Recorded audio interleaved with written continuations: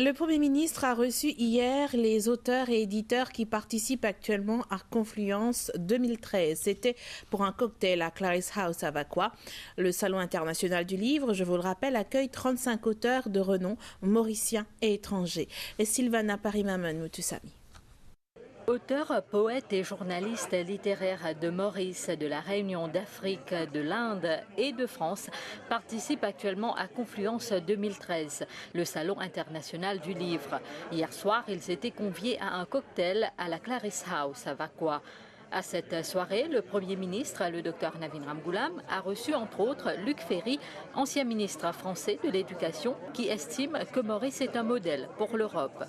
Moi j'avais évidemment connu, comme tout le monde en France, Malcolm de Chazal, voilà, le grand écrivain, poète, musicien aussi, mais c'est vrai que voilà, on connaissait pas, enfin moi je connaissais pas suffisamment les écrivains mauriciens, donc j'ai l'occasion là d'acheter leurs livres et puis aussi de les rencontrer, de discuter avec eux, donc ça c'est vraiment passionnant. Et vous savez pourquoi ça m'intéresse aussi particulièrement, c'est parce que pour nous Européens, vous avez des communautés qui sont différentes et vous êtes d'une certaine manière un modèle pour nous parce que c'est la coexistence pacifique des communautés linguistiques, religieuses différentes, ethniques différentes. Et donc c'est un petit peu l'île Maurice comme une petite Europe, comme une Union européenne en petit, mais très réussie parce que, encore une fois, la pacification des communautés est merveilleusement réussie. Donc évidemment aussi de ce point de vue-là, ça m'intéresse beaucoup. Également parmi les invités, Patrick Poivre d'Arvor, journaliste littéraire, Lilian Thuram, ancien footballeur de haut niveau, et l'auteur Ananda Devi.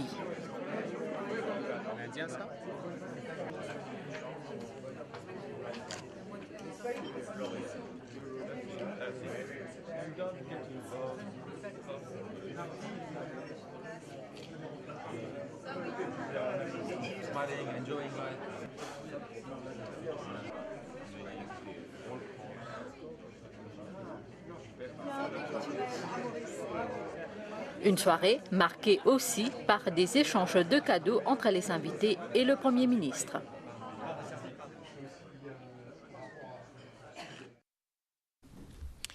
Au centre Swami Vivekananda Pai, l'espace réservé à l'écrivain mauricien René Noyau n'est pas passé inaperçu.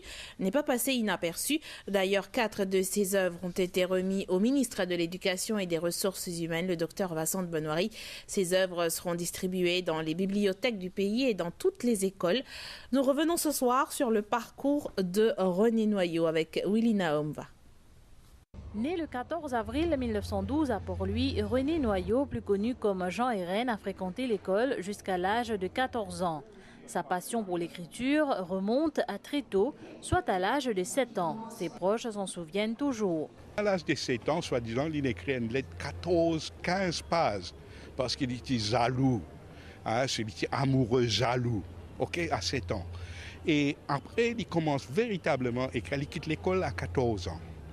Et il commence à écrire, il travaille pour lui-même, il apprend, il écrit à l'âge de 18 ans, il commence à écrire dans un journal. Mais plus important, c'est qu'en 1934, il publiait 7 poèmes seulement. 7 poèmes qu'il considérait comme surréalistes. Et il lance ça, il fait une tollée dans Maurice. En 1950, il écrit un texte qui s'appelle La présence africaine à l'île Maurice. Et c'est un texte important, c'est un des meilleurs textes sur le Sega, presque un poème en prose. Dans les années 60, il cause l'indépendance, défendre la notion d'indépendance. Et plus tard, encore on connaît créole, c'est des gens qui disent créole est la langue milée, ça. Pas capable de faire rien avec lui. Et pour montrer qu'il est capable de faire quelque chose avec lui, il écrit un texte, il écrit un conte qui s'appelle Tension Caïman. Un texte avec une grande moralité. Ses écrits ont été compilés en 4 volumes à l'initiative de son fils et de la collaboration éditoriale de Robert Furlong. Gérard Noyau a réuni tous les écrits de son père, dont les essais, poèmes, pensées et contes, entre autres. On retrouve plus de 300 chroniques qu'il écrit dans divers journaux. Et aussi, il écrit une correspondance extraordinaire. Une quantité de correspondance. Ces 4 volumes-là, 2 premiers volumes, c'est un écrit qui finit déjà publié. Des derniers volumes, c'est un écrit qu'il donne sur un camarade, mais pas fini publié publiquement. Et alors, c'est inédit. Une série de 4 volumes a été remise au ministre de l'Éducation, le Dr Vincent Benoîry, par Alain Gordon-Gentil, responsable de la cellule Culture et Avenir du bureau du Premier ministre.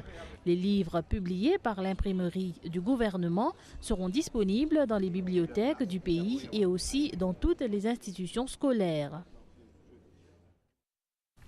Troisième journée du Salon du Livre aujourd'hui qui a été marquée par plusieurs forums, dont celui sur la littérature et le journalisme animé par Patrick Poivre d'Arvor. À retenir également lors de ce salon la réédition de l'ouvrage Port-Louis, 2 siècles d'histoire, une œuvre signée Auguste Toussaint. Elle date de 1936. Christelle Lebras. Une référence que beaucoup consultent et rêvent de posséder, et ce sera bientôt possible. La réédition du volumineux Port-Louis, 2 siècles d'histoire, est l'une des plus belles surprises de Confluence. Il sera sur les rayons en septembre. C'est un livre extrêmement précieux parce qu'il contient énormément de documents, énormément d'illustrations. Et il est très recherché par les étudiants, les chercheurs, non seulement à Maurice, mais également en Europe et à l'étranger. Donc, ce livre n'existant plus, beaucoup d'amis mauriciens m'ont dit « écoute, il faut absolument faire quelque chose », y compris des professionnels qui me disaient à la bibliothèque de Port-Louis, de la municipalité, beaucoup de gens nous consultent ce livre, et maintenant il est abîmé, donc il faut le rééditer. L'autre belle surprise, la possibilité d'échange avec de jeunes auteurs mauriciens qui rêvent de vivre de leur plume. Moi, j'ai écrit mon livre. À la suite, je trouve un imprimeur pour l'imprimer. Bon, je finance les même, ou bien à la suite, je tout livre même, trouve un client, donc je fais tout même. Je fais lire dans un but, comme on dit, nous avons beaucoup de jeunes, mais ça dépend de quelle façon on peut écrire, quelle qualité on peut mettre, donc et quelle qualité de langage on servit, est-ce qu'il est capable de faire jeunes, ça, donc tout dépend de la façon qu'il présente le produit. Je suis content parce que le langage est simple, il est fluide, oui, et il est bien emballé, bien ancré dans la réalité mauricienne. Disons, nous avons fait tout par nous-mêmes, mais il est comme ça, quand vous débutez dans l'écriture, il est comme ça. Titine, la petite Guenon, est une histoire écrite par une jeune auteure mauricienne, coup d'essai, coup de maître. Moi, au départ, c'était un rêve. J'ai failli abandonner plusieurs fois. Donc, j'ai fait moi-même ma maison d'édition. Mais je me suis dit, je vais quand même aller jusqu'au bout, même si je rame, mais pour dire aux autres aussi que c'est possible, qu'on peut le faire, qu'on peut faire des choses super géniales et bien à Maurice. Voilà. Et on a tellement de choses à donner. Ce salon permet aussi de réfléchir sur l'avenir du livre. En a-t-il un à l'ère du numérique? La réponse laisse entrevoir quelques difficultés. Le numérique est devenu de plus en plus important et il n'y a pas arrêté celui-là. Et avec plein de sites tels que le Amazon, le iPad, qui fait de plus en plus, c'est plus disponible aujourd'hui, d'avoir plus d'accès. Beaucoup plus de gens ont plus d'accès aux livres numériques que comme on appelle les traditional books, les paperwork. Il y a même Michael Hatcher qui nous a fait part de son souci qu'il y a Amazon qui a recopié son bouquin et c'est disponible sur Internet. Or, il n'est pas au courant et ses permissions n'ont pas été requises. Donc c'est quelque chose qu'on ne peut pas dire qui ne touche que l'Europe, mais ça touche aussi les auteurs mauriciens.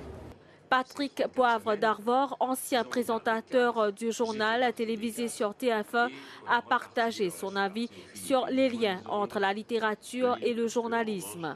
Mon but premier, c'était d'être écrivain. Je voulais être d'abord écrivain. Et j'ai écrit mon premier livre, qui s'appelait Les Enfants de l'Aube. Quand j'ai commencé dans mon nouveau métier de présentateur du journal, on m'a interviewé. Et on m'a dit, mais est-ce que vous avez toujours voulu être journaliste? Bon, j'ai dit la vérité, que non, ce n'était pas mon choix de départ. Je voulais écrire, d'ailleurs que j'avais écrit des livres quand j'étais jeune, je ne savais même plus où j'étais. Et là, j'ai reçu le coup de téléphone d'un éditeur qui a insisté pour voir ces fameux écrits de jeunesse. Ça me gênait beaucoup parce que j'avais l'impression que c'était un peu juvénile justement, peut-être trop naïf. Et finalement, il l'a publié et puis voilà. Cet après-midi, Ananda Devi a remis le prix Poésie Jeunesse à Amina Adjani, auteur du poème The Temple.